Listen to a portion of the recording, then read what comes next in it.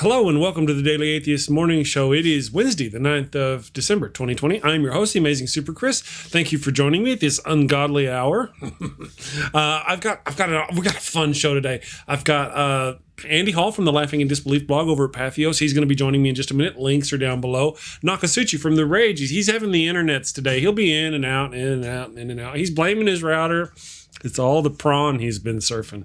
Anyway, and we've also got Daniel Bennet from the Atheist Against Pseudoscience Nonsense website and Facebook page and YouTube. He's going to be here in just a minute, and it's going to be a fun show. Right after this, check out this. Beep this, my homie. Today's world is confusing, and there's too much information for one person to make sense of it all. Which credit card should I pay off first? Is non-fat milk good for me? Who should I vote for? Let's face it. If you can't figure out high-interest milk, then how can you be expected to make political decisions that influence a country of over 325 million people? Well, that's why there's fascism. Fascism is the political, social, and economic system for today's world.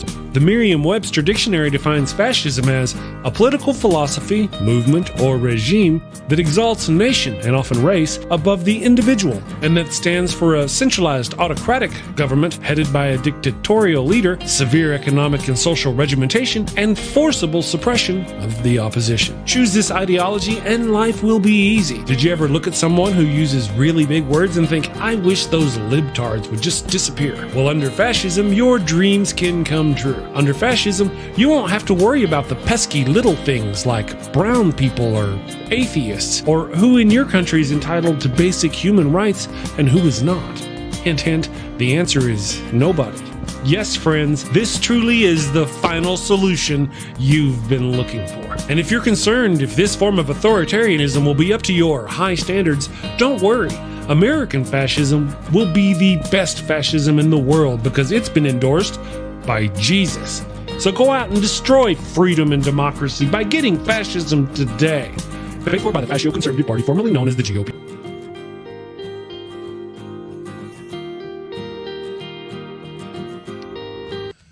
All right, good morning, everybody. There we go. We got Daniel Bennet, Andy from the Laughing in Disbelief blog, and Nokasuchi the Rage is joining us this morning. Everybody, good morning, good morning, good morning. Hope you're all doing okay.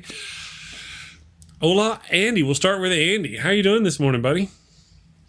It turns out that there is a major gift-giving holiday only a few weeks away. Okay. I'm woefully unprepared for it. Oh, man. I hate gift-giving holidays. Woefully. Me too. I think everyone is going to just be getting sticks of butter from me, maybe. I'm not sure. Gotcha. Yeah. Hey, I'm envious. He's giving butter. Definitely not panicking. I am not panicking at this point right now. No, I usually panic like the day of or the day before. I'm usually pretty cool, calm, and collected up until that point. Then I'll be like, oh, look, I have an alert set. It's time to panic. Yeah. It's so that's how I'm doing, Chris. That's how everything is just fine. Everything is fine, and maybe I just have to get on the late stage capitalist bandwagon and start buying crap for people. Right after your depression nap. I understand. Good morning. Yeah, my depression and my anxiety. They're all mixed together like in a jambalaya. Are they? Gotcha. Hey, Nok, how's it going, man? Oh, pretty good. I've got the internets back, and it wasn't even my router this time. It was some Michigander drove into a pole. The whole town lost the internet for all day. I went to bed last night, no internet. So played a lot of video games, but I'm back. So. Was it the Wolverine Watchmen? It could have been. Yeah, it could have been. They might have been in a hurry to get up to the Secretary of State's house, so. Oh, I know. Oh, man. Oh, I made a short video about that yesterday. I just had to bang one out because, yeah, I mean, they got tired of stalking the governor, so now they're going after the chief election official, so. Yeah, apparently there's plenty of them. Yeah. They're just they're everywhere. Yeah. Hey, everywhere. Daniel, how you doing, buddy? Joining us? I've had a cup of Christmas cheer before. It was disappointing. I'm doing great. I am. I actually have a very fantastic day coming up planned. We're going up to the mountains, and we're going to go play in the snow. Awesome. So, I see the fishes. You get the fishes and kill the fishes, and then you eat the fishes. Oh yeah, we eat the fishes and everything. I mean, yeah, that's cool. The beauties of living up in the Pacific Northwest. You guys have to pay for your salmon. I go out and get it. Right. Oddly enough, the fish you catch, the biggest fish I used to catch are like the bait used to catch the fish you catch. Yours are like the size of my arm. And, I'd be like, look at that. It's like the length of my finger. I'm taking that baby home. That's just how. You should see the things that I reel in spring then. Those are, I'm holding like this. Oh, yeah. When we do the halibut and the lingcod. Oof. Yep. Daniel, debunk this idea that salmon and all these fish have toxic levels of mercury and chemicals in them, because I am terrified about eating salmon and tuna, and of course I'm not a vegetarian now anyway. But even before I was a vegetarian, I'm like, I don't know, man. There seems to be a lot of mercury in fish. So back in the day before the EPA, mercury was very prevalent in our water system, and it worked its way up the food system pretty easily. There are still, in some places, elevated levels of mercury in fish, but one of the ways mercury, if that is of a concern or if that's a hazard in the area, when you fillet your fish, there's that the bloody vein. That's actually the kidney. You need to make sure you completely remove the kidney along that area. Because that's where the majority of that heavy metal toxicity is, if it's present. You don't see it as much as you used to back in the day, but if you are someone like me who eats fish very regularly, multiple times a week, it would be something that you do need to make sure you take that extra precaution of if it's a concern. Where I live, it's not really that much of a concern, but I would say like you live. I would say like in somewhere on the East Coast, in inland waters, non-sea water, that would be a bit of a concern. So it's still a thing, but it's not as much of a thing as it was. That's interesting. Well, it makes sense, of course, now that you said the smart words. It's we created a lot of regulations, environmental regulations that did take care of that issue. Unfortunately, the last 4 years, the Trump administration's got rid of a lot of them.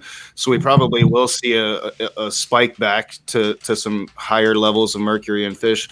But hopefully one of the first things Biden is planning on doing is repealing a lot of those, or reinstating a lot of those environmental protections. So yeah.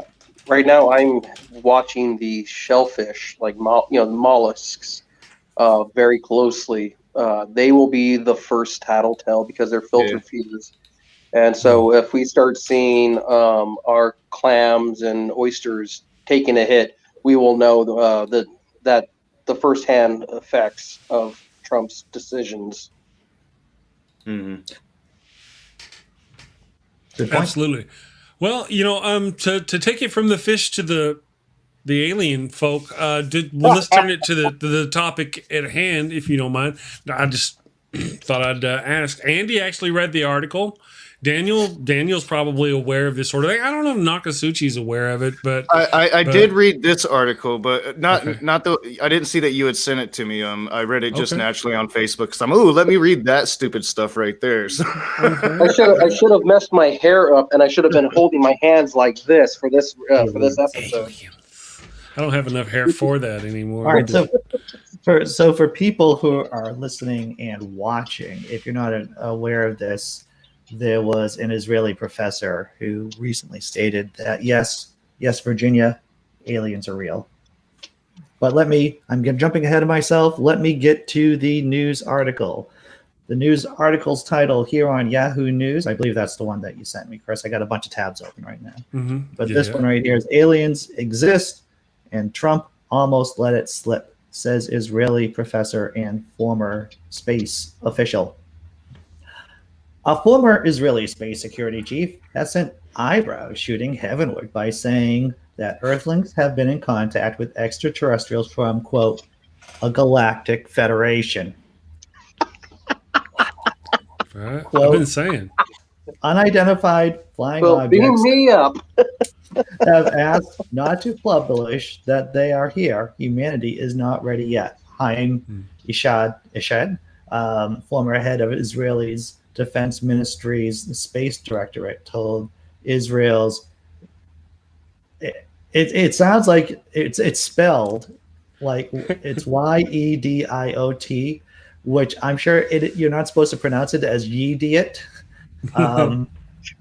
But it is kind of fun to say it like that. It does seem that way. Aronot newspaper. The interview in Hebrew ran on Friday and gained traction after parts were published in English by the Jerusalem Post on Tuesday. The respected professor and retired general, Ishad, said aliens were equally curious about humanity and were seeking to understand, quote, the fabric of the universe. This is the money part. You thought it was crazy before this? Here's the money. Okay. Ishad said cooperation agreements have been signed between species, including, quote, an underground base in the depths of Mars, where there are American astronauts and alien representatives. Quote, there is an agreement between U.S. governments and the aliens. They signed a contract with us to do experiments there, unquote, he said. So not only is there a galactic federation, but there is in the depths of Mars, and I don't know why Mars. I don't know why they just couldn't be doing experiments here, but it's Mars, I guess.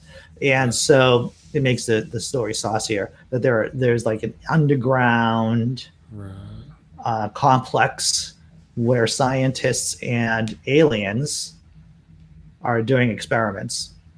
Well, real quick, I just want to point out in the movie Doom, they have an experimental base on Mars, and the reason why is because that's where they're testing weapons. So you wouldn't want aliens and humans working together to test super bioweapons or super nuclear weapons and have one of those things get out here or explode here. So to do it there would be smarter in that situation. I'm just saying. I'm not saying. I'm just saying. If I were me, that's what I would do. If I could. Somebody's been watching too many episodes of Men in Black. The conspiracy theorists are already picking up on this. I told you guys I read this on Facebook. So I read that article. I also read some interesting posts by people claiming that this is the exact reason Donald Trump created Space Force, and he is brilliant and a military genius, and we're going to wage war against the aliens and get our freedoms in space. People are crazy. People are crazy. Let me be the painful reality check, like I always am. So, if in the hypothetical sense we came into contact with aliens, their technology would probably just be so much more advanced than ours, to the point that it would be unfathomable. We have not been very technologically savvy at all for very long. We could be talking about a species of whatever that has been around for millions of years, zipping across doing whatever. I mean, so first off, I don't even think we would be even worthy of their time. That's my own personal opinion on that. But second off, we wouldn't stand a chance in hell if we decided to go take our sticks and throw it at it. It's I have various opinions on that. One is that, you're right, but the deal is there's like hundreds of billions of galaxies, each with hundreds of billions of star systems, each with tens of planets. Could we're talking trillions and trillions. All right, so if we were there, what I'm trying to say is there are all of them. We're going to run into some alien.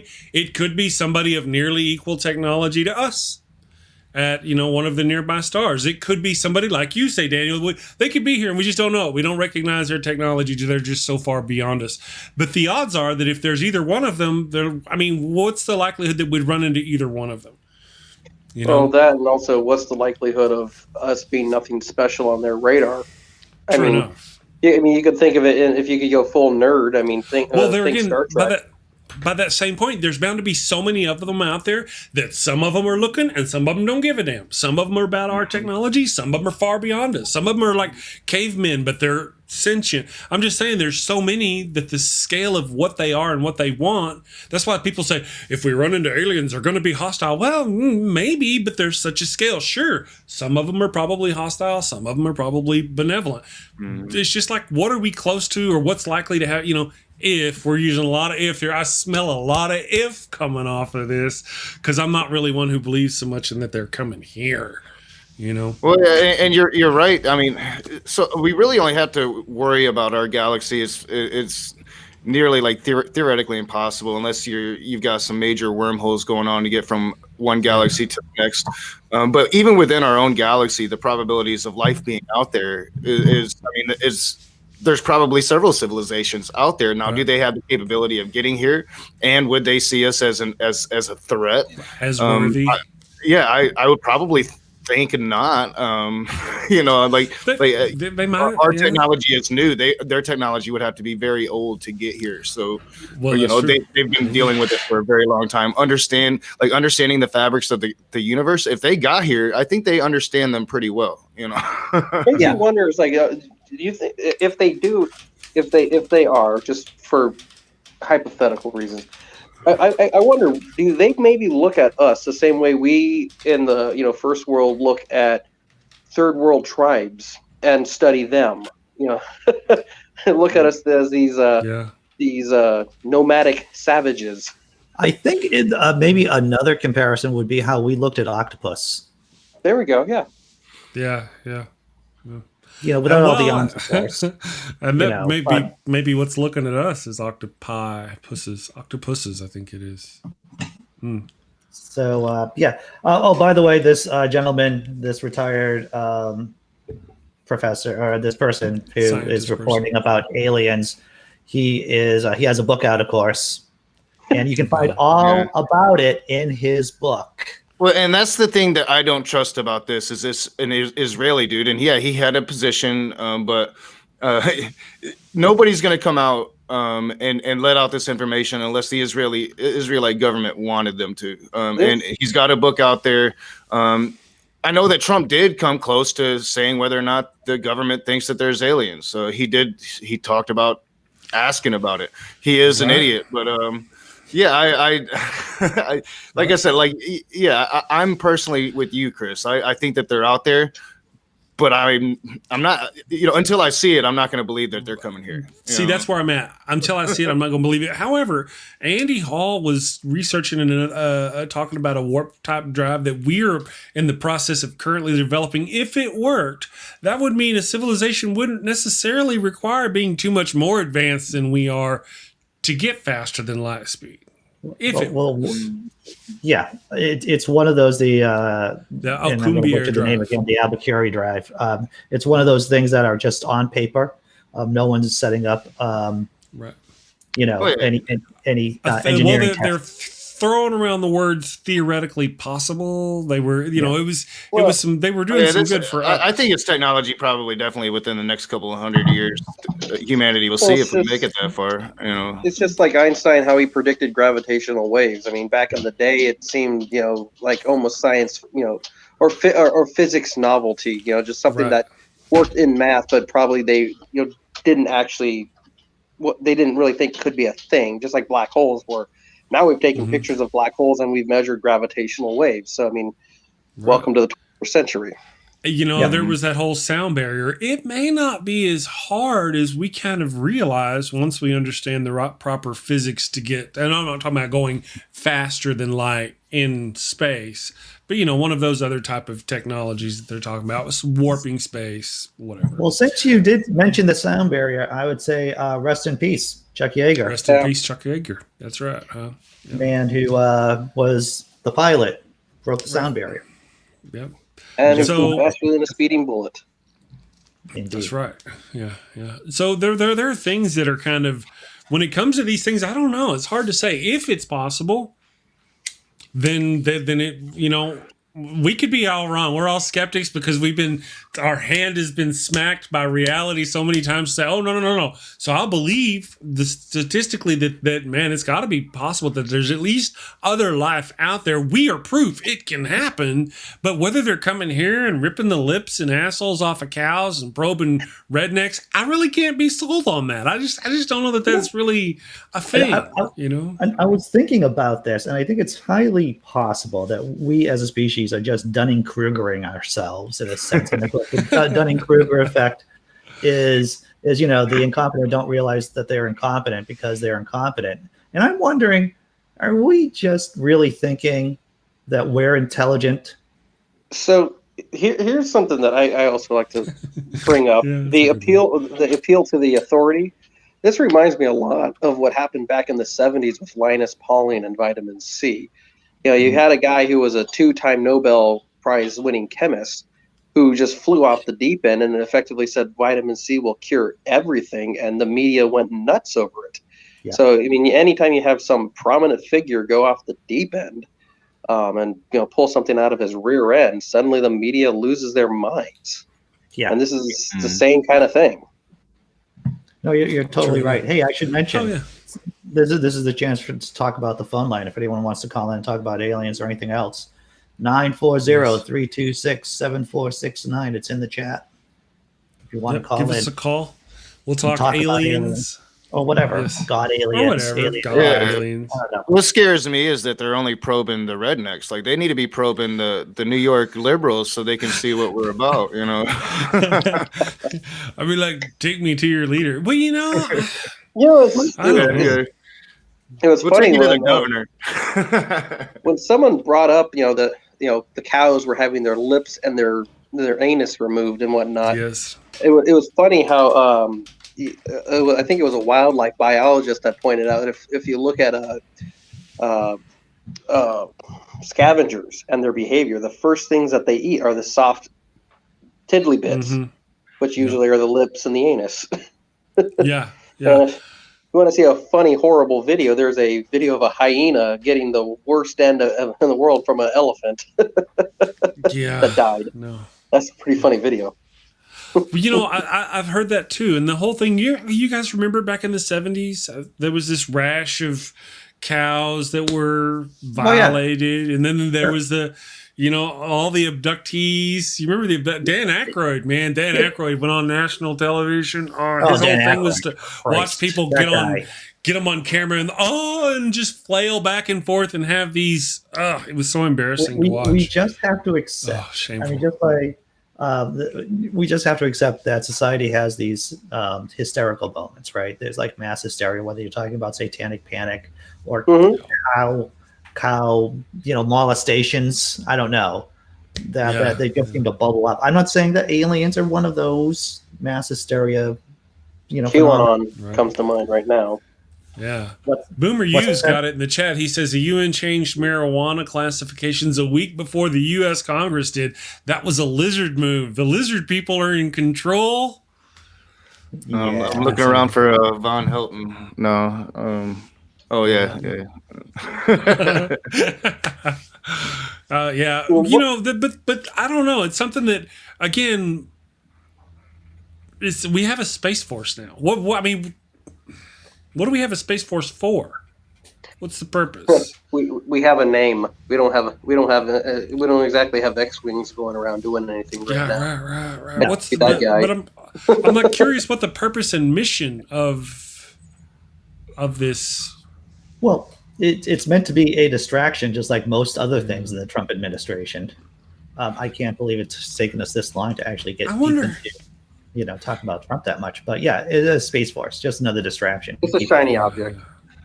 Well, oddly enough, and I never thought this would really be the case, but whenever we talk about this story that's breaking, and this Israeli scientist who's now coming forward and blah blah blah blah blah, I didn't make it happen. Trump's name come up. I didn't do it. The scientist did it. And somehow Trump got drug into this, and we can talk about him because of us. I'll tell you why they probably put Trump into the story. Because this guy, this is when I write satirical stories, I think about keywords and what keywords show up in Google search. So I'm not saying this is definite, but if I was this gentleman who's trying to sell books, then I would try to put Donald Trump into the mix, just because it's sizzle in terms of people go, oh, Trump knows about it. So a lot of supporters are going to want to buy the book, and it'll pop up on Google search a little bit easier. And well, so that's going into the psychology part, and dovetailing off you there, his supporters are known for being conspiracy theorists, and they'll believe some pretty far out stuff. I mean, QAnon is a great example of that. So this is not much of a stretch. But wait! Doesn't I've got somebody, I'm going to try to say it, Bahram-U podcast, and my own podcast says NASA in Hebrew means to deceive. See. Well played, conspiracy theorist. Well played. I mean, I have an applause. And when it comes to conspiracy, when it comes to conspiracy theories, aliens are as old as you get. I mean, they've been talking about this crap, reptiles in the center of the earth, and I mean, they've been talking about this for forever. Yeah. So you're just playing. I mean, Trump's base is who you're trying to sell your book to. So of course you're going to bring them into it. Yeah. Yep. Well, these are people who are. Go ahead, Daniel. Yeah, these are people who are primed to distrust any authority figure, so they want to think that there is some deep conspiracy. It's just who they are. I mean, right. It's like make a mold of a person, and they just fit right there. No, Daniel, I don't know if you've heard this. I was watching a video by Michael Shermer about, and this was done about 2 years ago, when the DoD released some videos about UFOs, basically. And Shermer pointed out that there seems to be some kind of human need to believe in something that makes you feel good inside. And for religious people, it's God. And for non-religious people, or people who are less religious, they typically turn to aliens. I mean, if you're going to have that need, and if you're going to believe in something, while religious people turn to like angels, divine creatures, non-religious people tend to go with aliens. Do you know anything about the other one that gets me is the term UFO. I mean, for some reason you say the word UFO and automatically people think aliens. It's like, but what does UFO stand for? Unidentified flying object, which means effectively is we see something and we just don't know what it is. There's just not an explanation, and that's that whole great leap that a lot of theists do. It's we don't know, therefore God. So now what Andy's saying is we don't know, therefore aliens. Okay. Yeah. Well, guys, we've got a caller from Texas. His name is Joe from Texas, and he would like to talk about aliens. I want to pop Joe in here. Good morning, Joe. How are you doing? Can you hear us? Yes. What's up, Chris? Solid labor, man. How are you doing this morning? I lost you. Sorry. Not doing too bad. Good. Glad to hear it. You want to talk about some aliens? I hit the wrong button. I blacked everything out. I'm learning a new system, but you're back now. Doing good. So you want to talk about some aliens with us, huh? Did they drop you off? Take you away?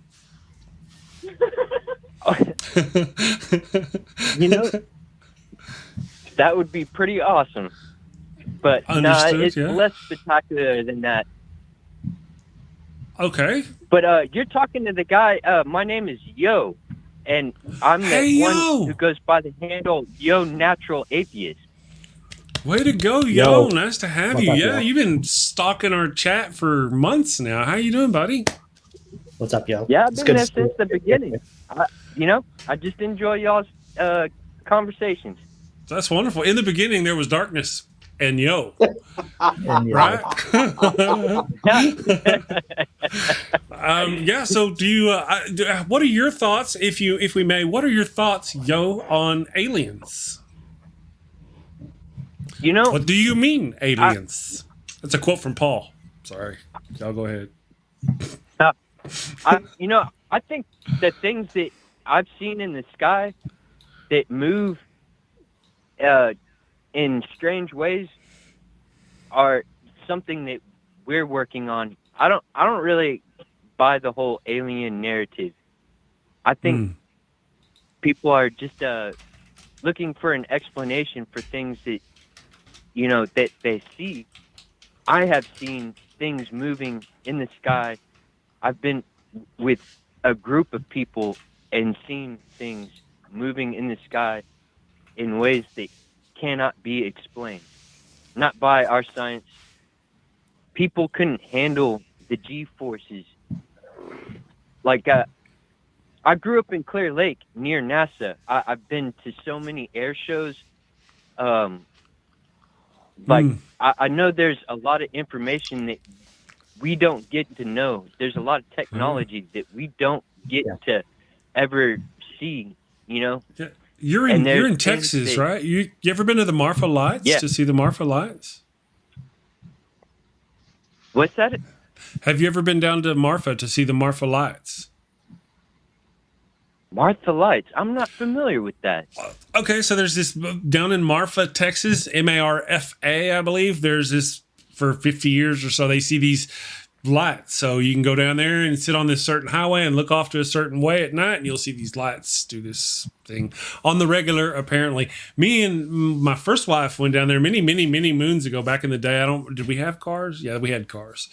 And we didn't really see any lights. If I would think there's because there is a mountain over there, I think it's like a road going up a mountain, and there's tail lights or something that they're probably seeing, but who knows for sure. But yeah, Marfa Lights, not far from you. Anyway, you were interesting. saying? I'll be looking that up. There's plenty of upper atmospheric phenomenon that are rather peculiar that'll do things. Right. You know, sprites are one. High altitude electrical activity. There are also, for instance, when you go over by areas that are geologically active, you'll see activity also along those lines that look like lights. Usually it's a green glow. It's just one of those kinds of things. Just because we don't have an explanation doesn't mean there's not an explanation. We just don't know it. But that's where we have to be careful not to make that great leap of, I don't know, therefore. Right. Well, yeah, and a lot of these sightings do tend to happen around U.S. military bases, especially Air Force bases, where they probably are testing new technology. And with drones now, drones are doing more and more, and they have lights, and they're getting like I've seen these amazing light shows being done with drones now that they can do insane things. So yeah, I think a lot of what we're seeing is just it's human made. It's not extraterrestrial, but they are UFOs, unidentified flying objects, as Daniel was speaking of earlier. I'm just one of those who think that I hope that one day, I'm hopeful. I look forward to us advancing as a civilization to the point to where we colonize other worlds and take our hate and ugliness there to seek out new life and new ways to kill it. To I'm boldly oppress when no one is oppressed before. I am just hoping for space socialism. You know, Nokasuchi just reminded me. Good one. Nokasuchi just reminded me of something that what me and my wife were talking about, and I was like, you know, it would make more sense if aliens using drones, not actually coming here. Because to travel that distance and the body, if aliens are biological life forms like us, it's not going to be able to handle the distance and or the speed. Of course, depending on the type of technology that they use to blah, blah, blah. What it may be, though, oftentimes they may have larger, again, lots of if here, larger vessel out in orbit or something, a large, huge vessel with an intergalactic type engine or intersolar engine. And the smaller vessels that we see in our environment, those would actually be drones or something doing the thing that's all crazy. I could see that more than there actually being creatures in there surviving that kind of the old conspiracy theory is that the moon is hollow and the aliens live there, right? Yeah. And not, like, this is like the first time that I'm hearing that they're in the center of Mars. Like, the conspiracy theorists are expanding across the solar system now. That's encouraging. They're getting more creative. Well, have you guys heard the what was it, the 60s and 70s conspiracy theories of the DUMBs, the deep underground military bases where they're just deep, huge city-like things that have tunnels. That, like the technology we've got. Ancient astronauts did something on that, yeah. Yeah. Well, see, that was something when I was younger. I used to really be into that, looking for anything I could find that may bring this stuff to reality, because you never know. It may actually be true. We could be wrong. I would love to be wrong. But then, I watched all these things. I was like, oh man, look at this evidence and look at this evidence.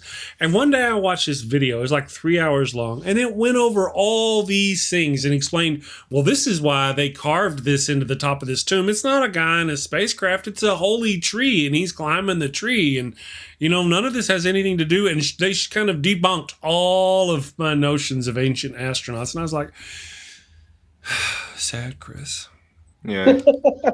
But I'd rather be truthful to myself. I want proof. I don't want to be an idiot. I want to say I believe it's possible rather than just eating it up. I definitely think it's a lot more logical that if the God stories are true, that they are myths carried over from something like aliens coming here and starting life. I think that's far more logical and within materialism for that to, within a materialist worldview for that to happen.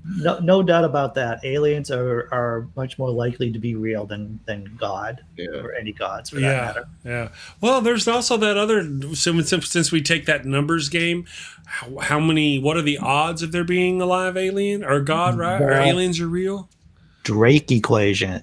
Who knows about the Drake equation? I'm sure Daniel knows stuff. Yeah, and you also got the Fermi paradox as well. Yes. Well, see, again, like the Fermi paradox. So some guy, how long has that been around? How long has the Drake equation been around? These kind of things have been around by guys, but like Daniel said earlier, these technologies may be so far beyond us, we may not just see it. We just may not be able to see it. If there's a technology of our level anywhere far beyond where we are, I mean, we're not going to see it. So to claim that they're not there is silly. To say we can't see other us's 50 light years away, 100 light years away is just silly, because we just don't have the technology yet. But just, if I may. Yeah. Okay. I don't know exactly who made this quote, but I know it's a famous quote, and someone could probably quote me on it, quote whoever it was. But it goes along the lines of any significantly advanced technology can be indistinguishable as being magic, essentially. Yeah, we get that. I know that. But what I'm saying is that they would be so far. The notion like Fermi's paradox that we can't see them. Oh, they can't be there. Oh no, where are they? Since we can't see them, they must not be there. Well, again, like you just said, it may be so far beyond us we can't see them. What if they transfer their technology, their intelligence into like a computer and just have that? I mean, I don't know what they do, but the notion that we even have the technology to detect them at all. Well, and since we can't detect them, they can't be there. What do we even look for? Like, what are we even looking for? Because if you think you're going to see ships flying through space, you're never going to see that. That's only a percentage of what's possible. I think that they're starting to hone down like things that might be possible for an advanced civilization, right? So like we're looking at stars now, and if you can see some kind of unnatural activity going within a star, then maybe that would indicate some kind of advanced civilization tapping into that star. And I think we're just starting to look for this. So again, it's like as technology gets better and better and better, we'll be able to answer a lot of these questions.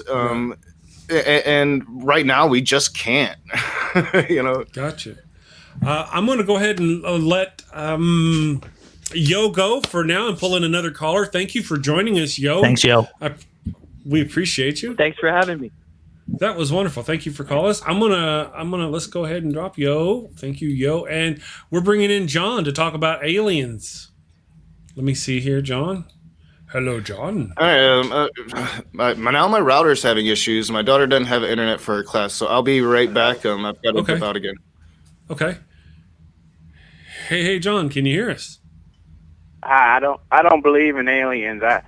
I looked into the Drake equation, and it consists of variables that they have no idea how, just random. They don't know the variables to the direct equation. I don't think there's any chance that aliens exist. Well, that's okay. It's funny, that. If about 15 years of off and on marriage therapy has taught me one thing, is that I try not to use the word never or always. Now, that might be a logical fallacy and maybe a crappy joke, but I am hesitant to use the word always or never. Yeah, so, I'm learning. We lost the caller. Just after he made his statement, we lost him. That's sad. That's unfortunate. One of the things that I like to point out is people like to talk about intelligent space aliens all the time, but that it took 500 million years for single-celled life forms to become us. We could find pond scum possibly in our own solar system. We could even find maybe simple organisms in our own solar system, and that could be common. I mean, finding complex life rare, intelligent life exceedingly rare. Right. So the situation had to be perfect for us to come along. I mean, we had to lose the dinosaurs for the non-avian dinosaurs. I know there's some biologists in there that's going to yell at the screen by me saying that. Right. But we had to lose the non-avian dinosaurs for us to have even a hairball's chance. But there's no need that they. So let's say they didn't lose the dinosaurs; they just evolved into an intelligent species on their own. Then we have reptilian overlords. That's it right there. I'm not as dumb as I look. We solved it. Daniel, you raised a point that I was thinking about too, is that it took, a couple of billion years for us to get to this level of stupidity or intelligence, no matter how depends on how you look at it in terms of Homo sapiens. And that seems to me a long time. And when you look back at our own planetary history, a lot of fluky moments. The asteroid or the comet, hitting the Yucatan, wiping out the dinosaurs, allowing mammals to, without bulbous brains, to show up. Very fluky. A lot of chance involved with the rise of mammals. There's a lot of things that happened prior too. I mean, there's the Permian extinction. There was tons and tons of other extinction events. I mean, it's just how for us to have come to a point we are. I look at it as okay, if intelligent life, was biological and in the way that we could, say carbon based, almost like it was guided by a creator. Oh boy! I see. I mean, the way you guys are going at this, just so many things had to happen for how that. Well, for anything, any outcome, no matter what. Even if the dinosaurs had not died, and we were all sitting here with reptilian scales, we could be having that exact same. Well, just imagine had we died off. It's like. Have you ever thought the universe was fine-tuned? Have you ever thought about that? Fine, it was perfect just for us. It's perfect. That's right. That's why we only can survive on 2% of this planet. That's right. I remember in my 2013 book, I was talking about that in my 2013 book, and I was like, anybody who believes that this planet was created for us, a perfect place for us, we should just drop their naked bare ass somewhere in the Arctic or in the Amazon and just say go for it and see how long they last. I mean, it'd be a short thing. Yeah, I remember in statistics, one of the things that I learned was never to underestimate the possibility of chance. Right. Well, after I just finished rereading Jerry Coyne's classic book, Why Evolution is True, he mentions a couple of times that, given enough trials, given enough chances, given enough time, the possible becomes the probable, right? Mm-hmm. So you might have a very low chance of something happening, but day after day, year after year, eon after eon, then that possibility becomes more probable to happen. Yeah, if you have 6 dice and you want to have all land on 6, I mean, it's going to take a while to happen, but it will happen eventually. Yeah, exactly. True enough. Yeah. Again, with that spectrum of things, there's so many.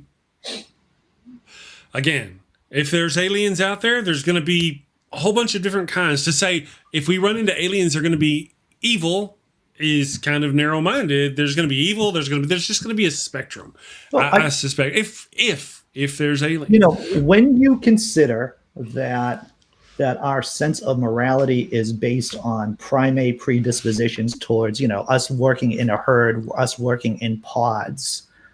You know, I don't want to get all Nietzschean here, but the idea that the aliens would also have evolved in pods. life. We've got lots of different species here on our planet that do that. Right. Well, and the humans. thing is, if we were, let's say we had hyper-intelligent bees, right? Let's say bees somehow became, you know, their sense of right and wrong would be very different because they just come from communists. There'd be a bunch of communists, maybe fascists. I mean, I don't know. True, they would be fascists. You're right. They'd be one ruler. Again, One you know, rule. it depends on the various circumstances of their evolution, on their planet, on their whatever. Like Geonosis from Star Wars. Yeah, the hope, like that. The hope, though, the notion that we're going to run into aliens that look like us.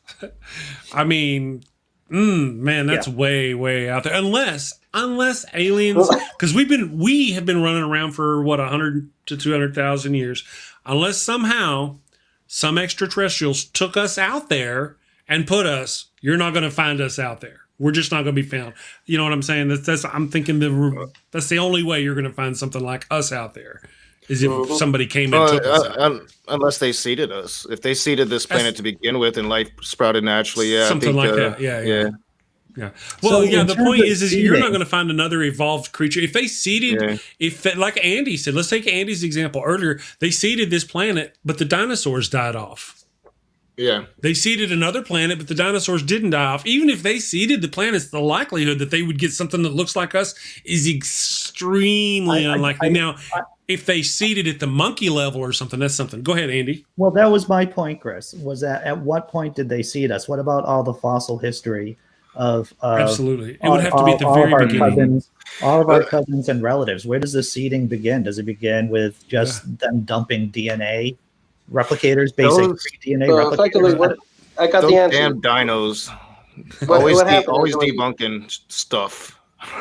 There was an alien that visited primordial Earth 4.5 billion years ago. He had a cold and he sneezed. That's the distant sound of thunder. That's what you're saying, brother. And we'll name the guy Bob. Right, Bob. That's right. But that's the case. If they had seeded it, and we've got dragons in Genesis. Jason is joining us on the phone. Hi, Jason. Had they seeded it like that, then we wouldn't be this. They would actually have to take something like us and carry it to another planet, and then we go out there and we find it. We're like, oh, hey, you look like us. That's all that's going. Now on our planet we have all the evolution. On their planet, they may, if they look at their fossil record, if there's life, they may go, you know what? There's no us, or there's us, and then no us. Where did we come from? That would be their circumstance. We would be the home planet that seeded thusly the other planets. We lost him. Where are you, We Jason? are an ever-growing circle of blight, our species. And so, yes, maybe someday we will be able to spread that the virus of humanity to other planets. And that's me being positive, by the way. You know, maybe we'll be able to pull it together. Feel bad Maybe for we the have universe. Jason now. Yeah. We have Jason now. Start sending your apology letters now to the universe. Yeah. You have a bad Jason, case are of you with us? humans. It's terminal. Hey, All right. Jason. We can hear you. See, ancient aliens.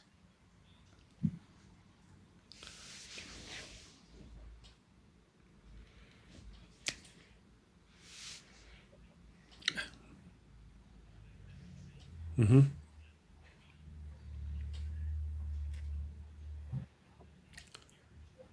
Von Daniken, Yep. yeah. Chariots of the gods. Chariots of the gods. Chariots of the gods, yeah. Okay. Doesn't he translate the scrolls or something? Sorry, go ahead.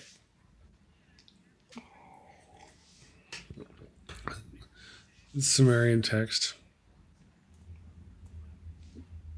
I know, I get nosebleeds just listening to it.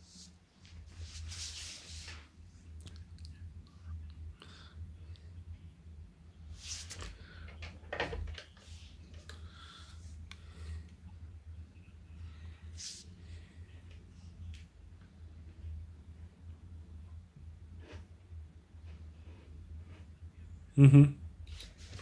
Mm-hmm. Hmm. Yeah.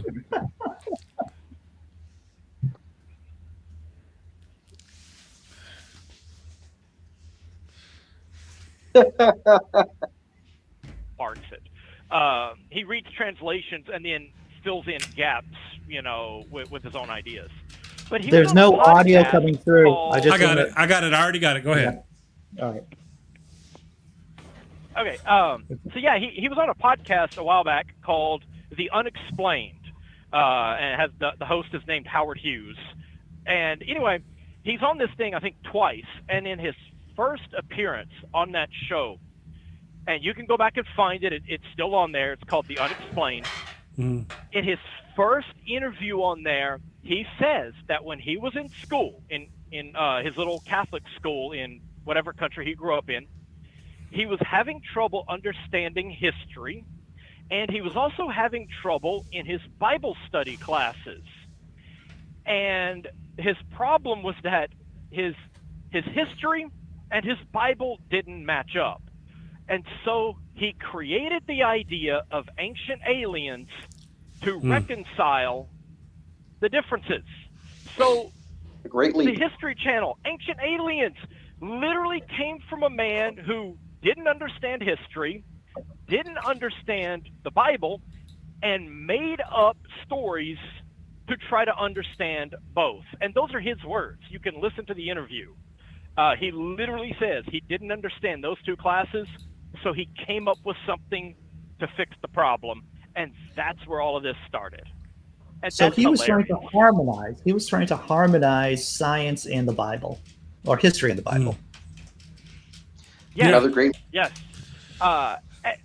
It's and not just harmonize it, but he also said that he just had trouble grasping either concept. So it wasn't just that they disagreed with one another; it's that he didn't understand history class and biblical studies. Yep. So yeah, Yeah. not good. That's not good That's for not him. good. That's kind of interesting. I got another story. I'm going to make a note about it real quick. Jason, I'm going to thank you for that. I've got another caller. I'm going to swap you out with them real quick. We're getting near the end of the show. Thank you for calling and enlightening man. us. Oh, all Thank right, you. man. Y'all have a good day. Thank you. Take care. And it looks like who are we going to? The next person is Maxwell, I believe.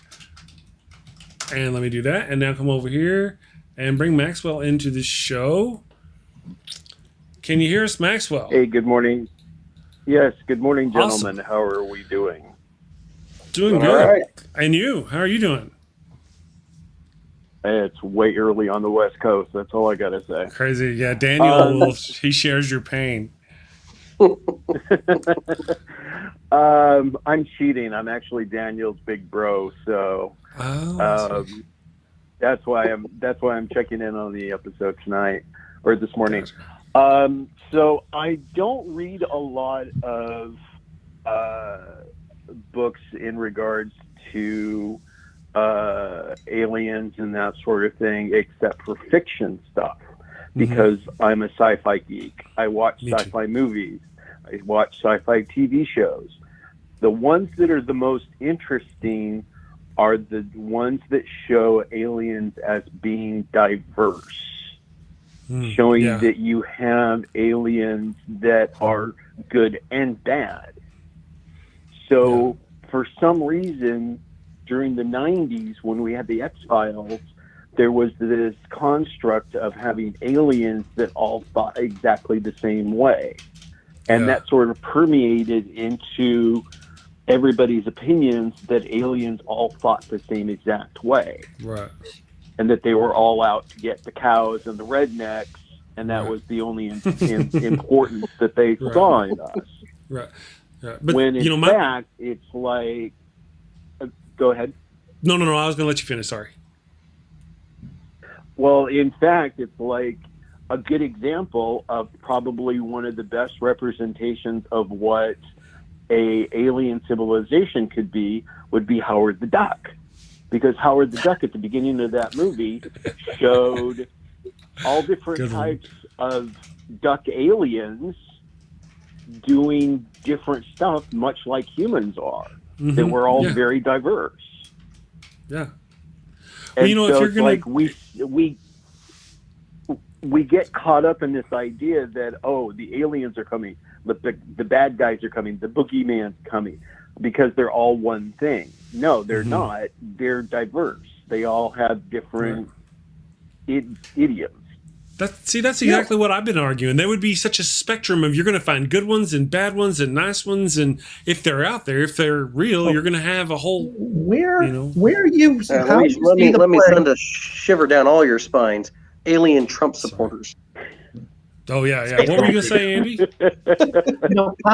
How you see the play depends on where you sit.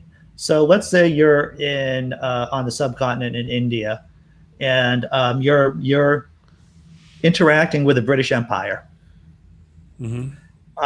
Sure, there might be a lot of Brits who are nice people, who are, there's a wide diversity of Brits. However, as you engage with imperialism, there seems to be one there seems to be one narrative, at least when you're the natives interacting with people with superior technology, at least in that case. So sure, there might be diversity within British imperialism between people in the British Empire, but how they interact with you might be very specific and one-sided. Gotcha.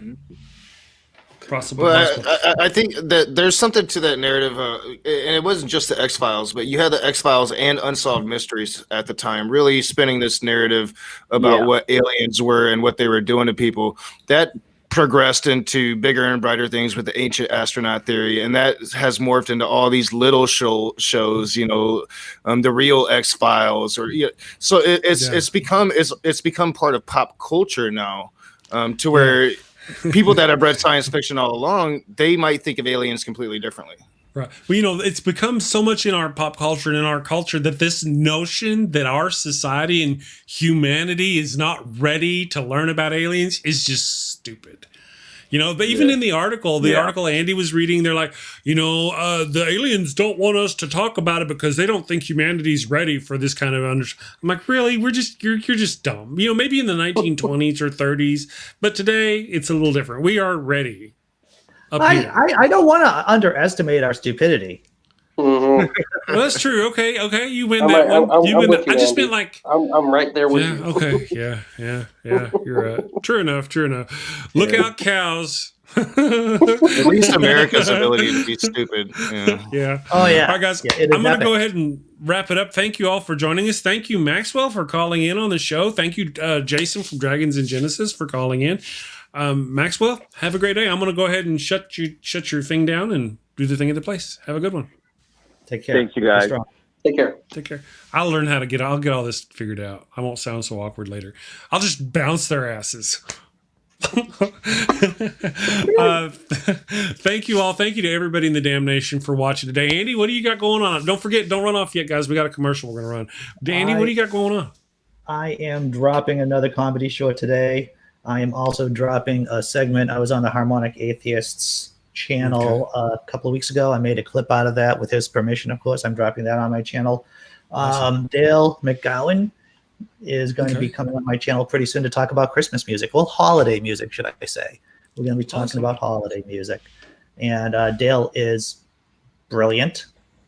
And he's been on my channel a number of times.